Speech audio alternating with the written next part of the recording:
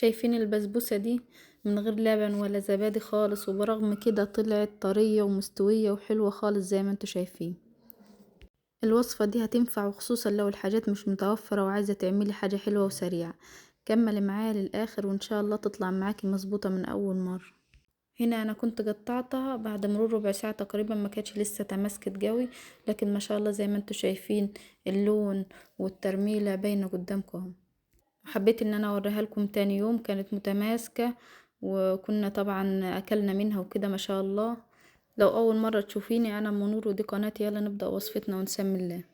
جهز الطبق اللي هنعجن فيه، وهنزل بأربع كوبايات من دقيق السميد، وبعد كده هنزل بكوباية وربع من السمنة. انا هنا زودت كمية السمنة بتاعتنا عشان انا بحبها تكون مرملة ودايبة زي ما انتوا شفتوا. هضيف نص معلقة بيكنج باودر، وهقلب المكونات بتاعتنا كلها. هبتدي اغلف دقيق السميد ده بالسمنة بتاعتنا كويس. هنا انا ببس، كل ما تبسي كده في البسبوسة تطلع مرملة معاكي. هنا انا زودت السمنة، حطيت كوباية وربع. انت ممكن تحطي نص الكمية، او تحطي معلقتين بس على حسب ما تحبي تكون مرملة ودايبة معاكي. زودي السمنة. وهنا السمنة اللي استخدمتها في الوصفة بتاعتنا سمنة نباتي، وتنفع لأخواتنا المسيحيين بما انهم صايمين، وممكن يستبدلوهم بزيت. المطبخ ده حاجة اختياري ليكي، انا بديك الطريقة اللي بعملها ونجحت معايا، بس انت تقدر تقللي وتزودي في المقادير زي ما تحبي وعلى حسب الافراد اللي عندك. كده بس. هنا البسبوسة بتاعتنا وخلصنا. هركنها على جنب، واجيب طبق انزل فيه بكوباية من السكر، كوباية من المية، زودت ربع كوباية تاني من المية، ومعلقتين عسل ورشة فانيليا. وهقلب المكونات بتاعتنا دي كلها في بعضها لحد ما السكر يدوب. هنا المية بتاعتنا باردة تماما. هنا لو ما عندناش عسل نحط عسل الجلوكوز، معلقتين عسل، او ناخد معلقتين من السيرب بتاعنا او الشربات التقيل بتاعنا نزودهم. وهنا السكر كان داب تماما.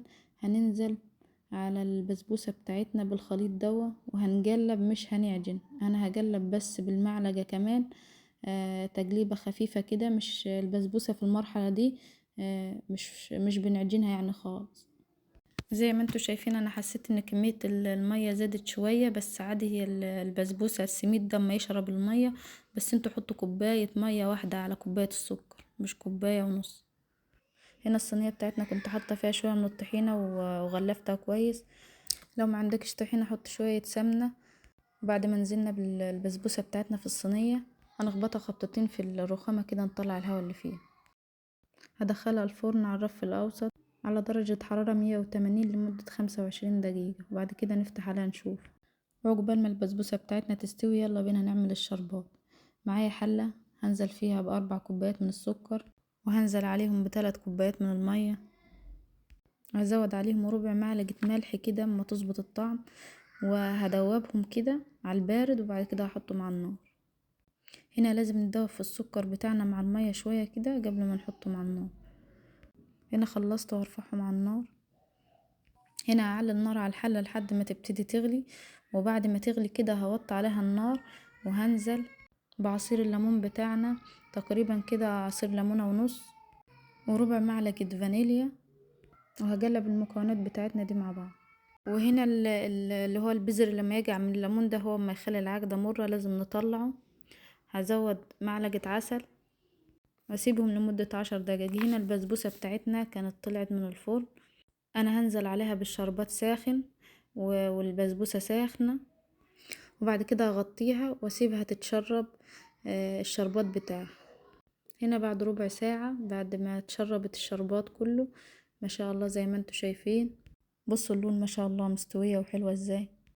وبكده تكون بسبوستنا خلصت. وصفة سهلة وبسيطة من غير زبادي ولا لبن. جربوها وان شاء الله تعجبكم. ولو عجبتكم الوصفة ما تنسوش اللايك والاشتراك في القناة عشان يوصلكم كل جديد.